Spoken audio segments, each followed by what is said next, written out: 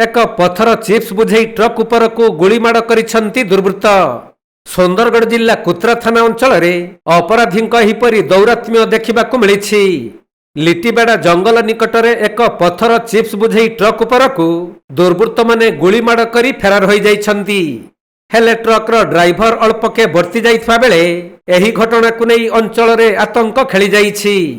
मिलिथिबा सूचना अनुसार खतकुर भालरू पथर चिप्स बुझे ट्रक नहीं ड्राइवर बनारसी ओराम जाउथिले। तेबे लिटिबेड़ा छक निकट एक निछाटिया स्थान रे दुईटी बाइक रे 4 जन दुर्वृत्त आसी ट्रक को अटकाई अंधाधुन भावे गुली चलाइथिले। जहाँकि दुर्वृत्त माने ट्रक उपर को प्राय 5 राउंड गुली चलाइबा परे घटनास्थल फेरार हो जाइथिले। किंतु सौभाग्यवशतः एही गुलीमाड़े ड्राइवर बनारसी ओरामकर कौनसी क्षति होई नथिबा बेले से अल्पके बर्ती जाइछंती। खबर पाई कुत्रा थाना पुलिस घटनास्थल रे पहुंची तदंत आरंभ करने सहित घटनास्थल गुलीर खोका जबत करिछंती।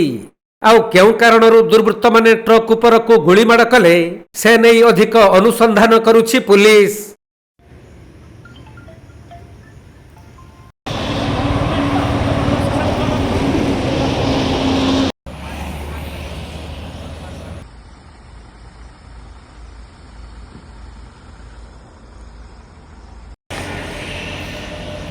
सुंदरगढ़ जिल्लारू चैतन्य पटेल रिपोर्ट, कोणार्क लाइव।